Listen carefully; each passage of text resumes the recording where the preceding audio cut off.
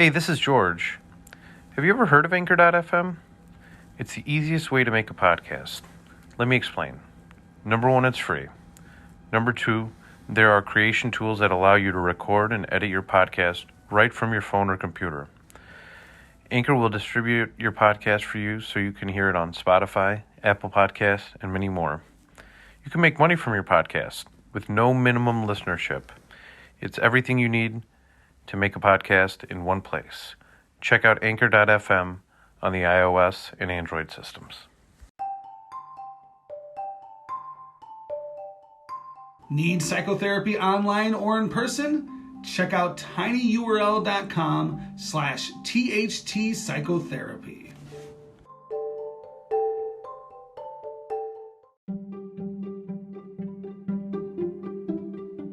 The George Brassea podcast is made possible with funding provided from Brassea Global Strategies, LLC, a leading political consulting, public policy, government affairs, and research firm.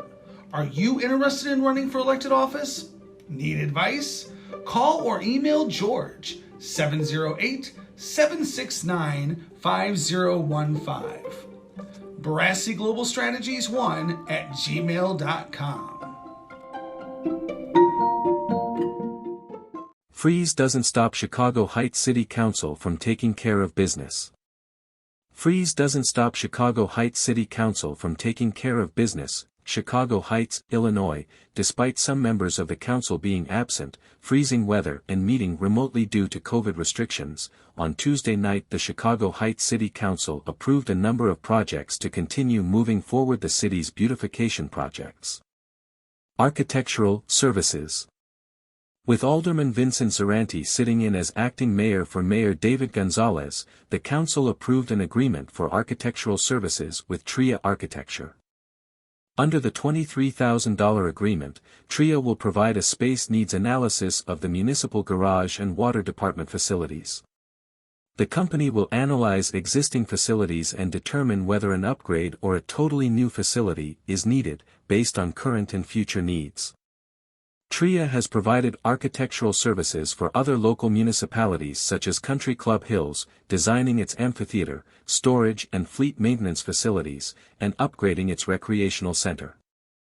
Morton Arboretum Grant.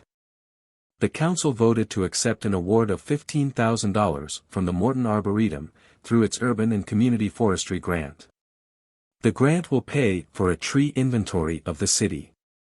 Funding for the grant is provided by the United States Department of Agriculture Forest Service through the Illinois Department of Natural Resources Urban and Community Forestry Program. It offers urban and community forestry grants to municipalities, which are required to pass a tree preservation/protection ordinance before the end of the grant period. Engineering services.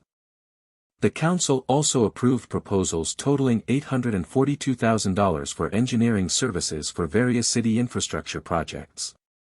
Chief of Staff Karen Zarant said the projects include sewer and resurfacing work around the city. The council approved an agreement with Grand Capital, North America, LLC, to induce the sale and development of the city-owned real estate at 560 and 570 West Lincoln Highway. Jack Hines, city economic development consultant, said the parcels are the sites of the former Lorenzetti's restaurant and car lot next to it. Grand Rapid Capital has done a number of developments in the city. In other business, Chief of Staff Karen Zarant gave the council an update on January's Illinois Department of Public Health vaccination clinic, hosted by the city. She said about 250 people registered online. The city plans to hold another vaccination clinic, in conjunction with IDPH, in February. Chicago Heights Fire Chief Jeffrey Springer announced the promotion of Captain Tony Mascalino to Assistant Fire Chief. The council approved a redevelopment agreement to induce the sale of the city-owned surplus real estate at 1902 Euclid Avenue, through the city's Abandoned Property Acquisition Program. And the city's city towing services agreement was renewed. Freeze doesn't stop Chicago Heights City Council from taking care of business.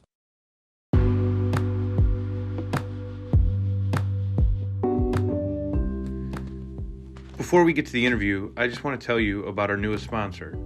Union Signs and Printing.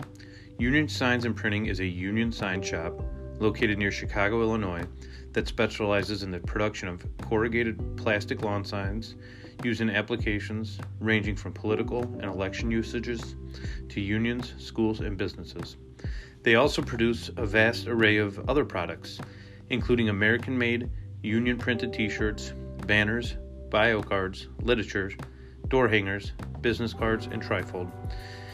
Get a hold of Union Signs and Printing at 815-740-1688 or find them on the internet at unionsignsandprinting.com.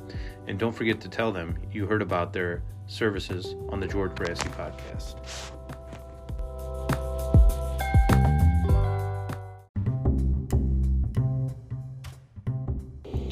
It wouldn't be an episode of the George Brassea podcast without some book recommendations. And Dr. Darden didn't have a chance to touch base on that during our interview at the Moose Lodge at the South Suburban High 12 meeting. So before we get to that, I'll give you two book recommendations about the topics of local government and the like. So the first one is called Walkable City Rules, 101 Steps to Making Better Places by Jeff Speck. I highly recommend this book. I've given a copy of this to many of my colleagues in the city council and in the administration. And the second book that I would recommend surrounding local government is Kenneth T. Jackson's Crabgrass Frontier, The Suburbanization of the United States. This is an older book, but it goes into the history and the pattern of suburbanization throughout the United States, and I found both books to be very informative and help me better frame and understand some of the issues that the city of Chicago Heights confronts on a daily basis, and I have to deal with as Alderman of the 5th Ward. So I hope you enjoyed the interview, and we will talk soon. Thanks. Bye.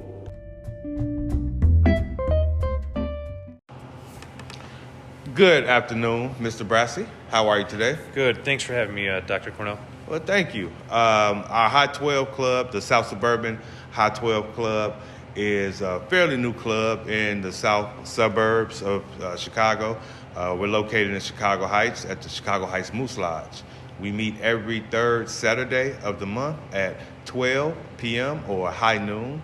And we are a jovial group of individuals interested in education, civic engagement, and business. So so excited to have you here, Alderman Brassea. What made you want to be an alderman?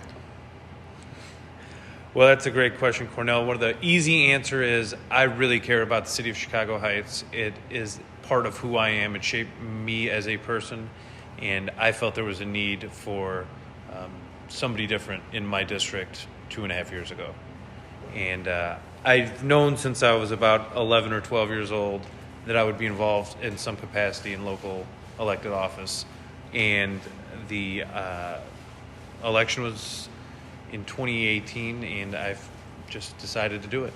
Okay, awesome. So since you've been elected, how has it been? Has it been easy going? Has it been, problematic? We always hear about politics being a full contact sport. So what was that like? Well, I would say it was definitely a full contact sport during the campaign, much more than after I was sworn into the city council.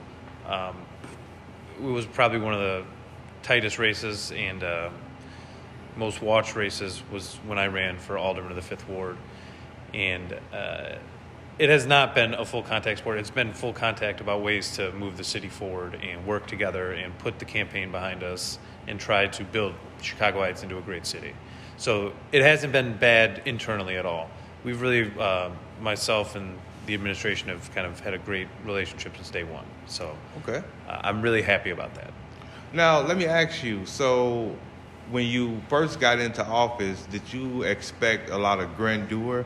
I know last night after Lodge, some of the brothers were talking about our meeting today, and they were like, oh, you got an alderman there. He probably has like 10 staff people. And I was like, I doubt he has even one. So what was that like? Well, you're looking at the staff. Well, and the audience is listening to the staff. We have no staff. We get a $12,000 a year salary and health insurance and other benefits, but we don't have any legislative staff. There's no grandeur. It's a lot of reading. It's a lot of being the middleman between the people I represent on the city council and the administration. It's a lot of just thinking and just brainstorming and trying to push certain policies and agendas for the city. So in your position, you don't have an office? I do not have an office space, no. It's kind of a mobile position. I was working remotely way before the pandemic as alderman. Okay. So there's not even like a shared space where aldermen can come in if they need to look at some ordinances or something? Well, we get all our ordinances and everything via email, and since the pandemic and prior to that, we were getting it delivered to our house. Okay. So we get the stuff directly to the alderman. They definitely get it to us, but it gets delivered to our homes. We don't have a place to do it. We have the council chambers where we meet, but I don't go there and work on a regular basis. I can envision a new ordinance brewing. Maybe getting a shared office space for the aldermen in Chicago Heights. Yeah, I think the aldermen in the city of Chicago have a great idea with the district office, and all 50 of them have them. Yeah. So there's only 7 aldermen, so we've got 7 spaces we could find somewhere in the city. Okay. I'll have to definitely pitch that to one of my other colleagues on the council, see if we can get that moving. Absolutely. So when it comes to your role is that of a legislator. So you actually look at the ordinances, review them, and come up with new ordinances? Yeah, so my role is kind of twofold. There is the legislative role, which is reading and whatever we're getting and proposing things to the administration and the other aldermen. And there's also the kind of resident services role, because a lot of people will go straight to the alderman if the toilet's leaking, if there's mold in the basement, if there's a pipe broken. They're coming to the alderman first. So those are the kind of 2 roles I have, and they definitely are very different, but they ultimately go to serving the same goals, serving the residents of the 5th Ward. Now, I know a lot of times there are easement rights that, say, a utility company may have, where, I look outside my house in the morning, they tore up my line. Is that a call that you would usually get? Of course. I've gotten so many calls about parkways. The city has a lot of aging infrastructure, and we could definitely touch on that. But there's a lot of problems. The city is an older city. I mean, it has roots that go back to the late 1890s. So some of our pipes and our infrastructure is bad. So yes, that is definitely a call the alderman will get, is the call about the pipes breaking, the easements, potholes, things along those lines. Okay. So when that happens, do you contact the Public Works Department or the various city departments that, will be germane to that issue? Is that like an overstepping of your role, or is that something that's expected by the city departments? It depends who you ask. Right. But I send everything to the chief of staff, and she's a really organized and competent person, and she handles things very efficiently. So she takes care of all of the requests. I'm kind of the middleman from my residents to her, and she represents the mayor directly. Absolutely, because the residents feel that you represent them. Yes. So you're the first person they think of when they have any beef or issue with the city. And even if it's an issue that's not the city's, ultimately they can come to the alderman first. And even if it's not a city issue, I can usually refer them to the right people to get it addressed. Okay. Now, there's a lot of things that the city council votes on. Zoning changes, I guess new licenses or anything like that. Yes. Would you want to talk about some things since you've been on the council that you had to vote on? Sure. One of the things I'm really the most proud of is a program that the mayor and the administration brought to the council called the APAP program, the Abandoned Property Acquisition Program. And it helps get the vacant tax delinquent homes onto the property rolls, the property tax rolls. The investor has to just bring the property up to code, and then the investor can pretty much take it for a certain dollar amount that the city determines about the value of the lot. So it's a great program. I'm really proud of it. I'm really proud of some of the economic development. I'm still waiting for our dominoes to come. Chad, if you're listening. But there's a lot of things going on in the city. We're Olympia Plaza, which was almost halfway vacant when I became alderman is starting to get tenants. We're starting to retrofit a lot of the city to become more bicycle and pedestrian friendly. That is a major issue, and I'd love to talk about that next. Okay. Has there been any contentious votes? Votes in which you had no idea which way you were going to go, and you had to make a decision at the last minute? You know, I can't speak for any of the other aldermen, but I've read every word of every packet that I've been given, and I've never seen anything in there that was like a life or death vote for the city. It's all been stuff that's been trying to move the city forward. I haven't found any contentious vote. I actually find that the city government, compared to other cities, is very well ran, very professional and everything. Awesome. So you spoke about bike paths and the infrastructure for that. You want to touch on that some? Yeah, so that is such an important issue for Chicago Heights and really any town. The communities that make the investments in bicycle and pedestrian infrastructure are the communities that are going to win in the next century.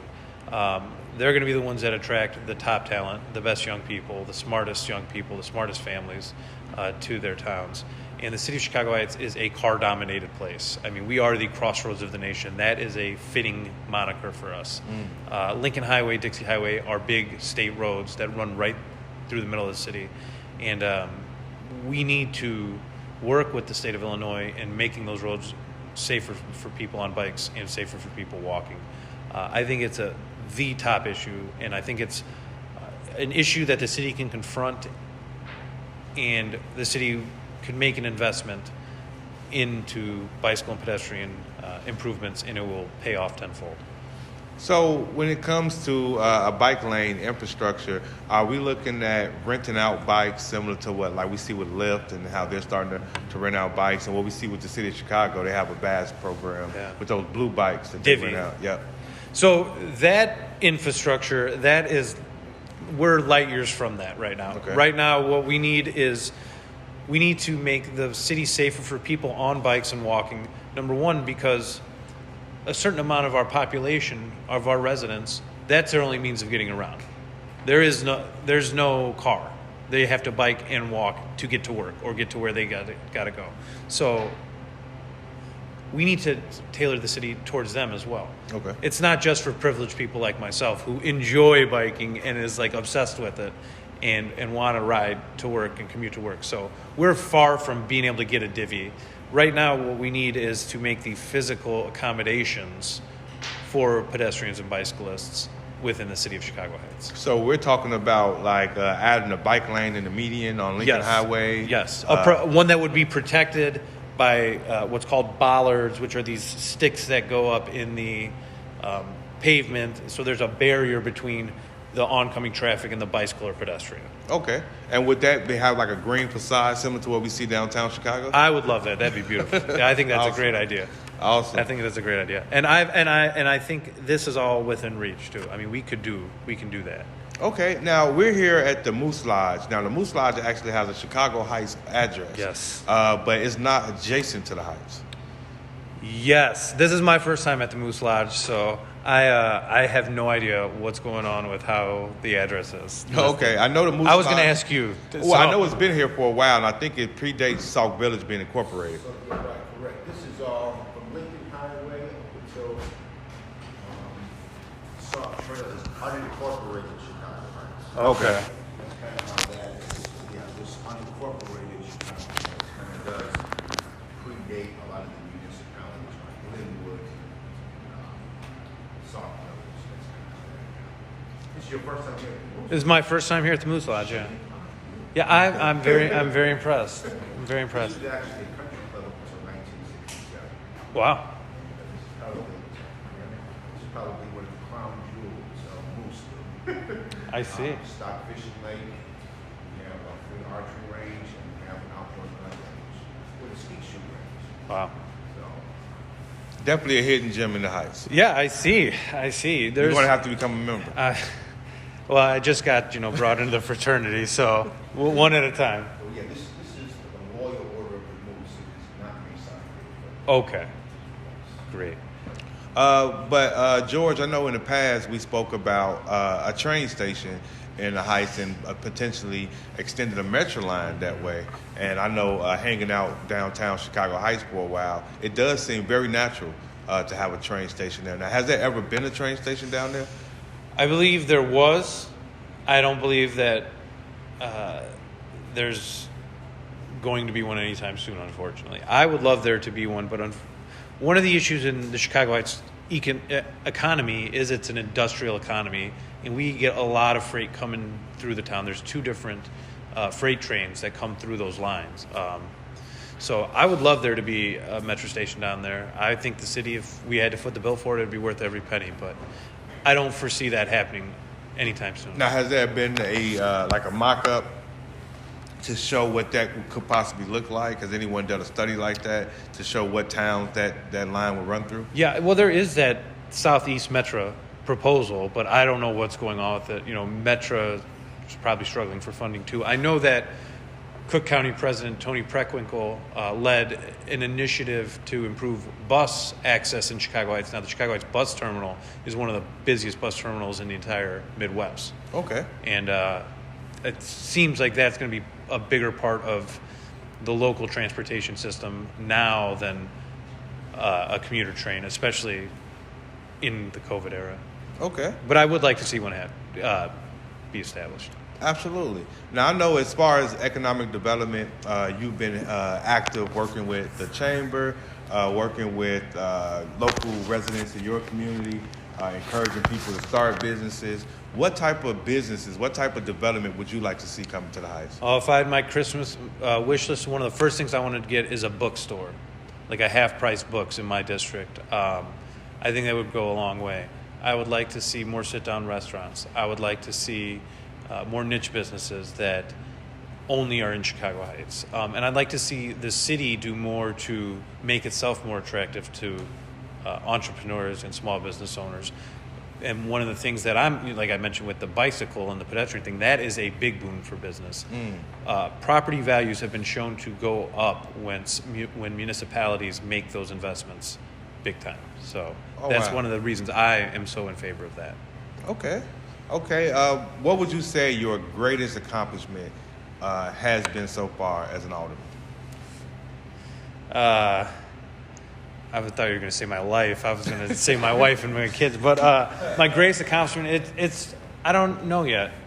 I'm not sure. I'm only 2 years in, so I don't have one yet. Okay. I think just being accessible has been the greatest thing about it. I think the greatest thing about running for office, period, is like all the great new people you get to meet and become friends with. Absolutely. That you wouldn't have met unless you came to their door and asked for their vote. Now, do you feel like a celebrity? Only when I'm with you, Dr. Cornel. Right. Does anyone in the audience have a question for Alderman Brassea? What made you decide to run? I can't really make it. What made me decide to run is I just got a passion for Chicago Heights in my heart, and I just really wanted to be in the role of alderman. And to be honest with you, when it comes to building a great city, it's going to take all hands on deck in Chicago Heights, and I couldn't not do it. I like that. Thank you. Any other questions? Do you see yourself doing anything beyond alderman? I'm going to try to stay in the moment as much as possible, and I am going to run for re-election next time for alderman, no matter what. I can see you've been on the library board.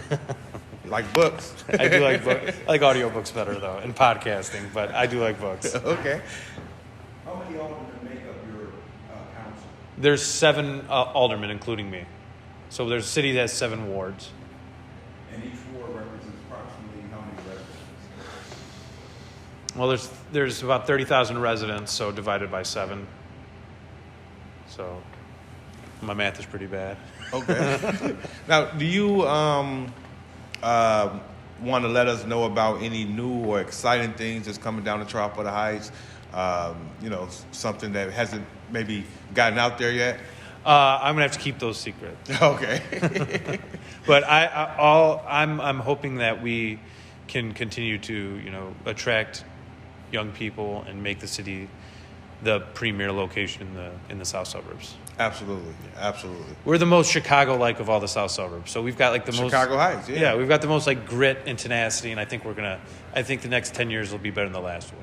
Well, I think Chicago Heights is an amazing town. I'm actually looking forward to moving to Chicago Heights pretty soon. Yeah, we'll be glad to have you. I will definitely be out there, and I will be calling on my alderman when I need help. I don't know what's going to bring the property values up higher, a bike lane or Cornell moving in. Right. Well, if there's no further questions, I'd definitely like to thank you, Mr. Alderman Brassea, for joining us at our High 12 Club. Yes. You are welcome back anytime. We meet the third Saturdays of the month at 12 p.m. here at the wonderful Moose Lodge. And now that it's warming up, maybe we should have a barbecue next month or something. Sounds good to me. So thank you, sir. Appreciate Thank you, Cornel.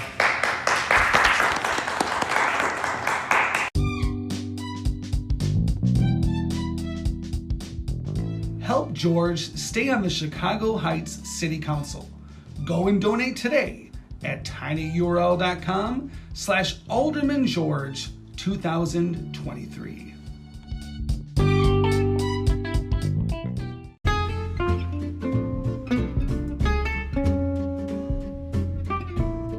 Need more George? Like his pages on Facebook. Friends of George Brassea PAC, 5th Ward Business Alliance, Chicago Heights Bicycle and Pedestrian Resource Center, and the George Brassea Podcast.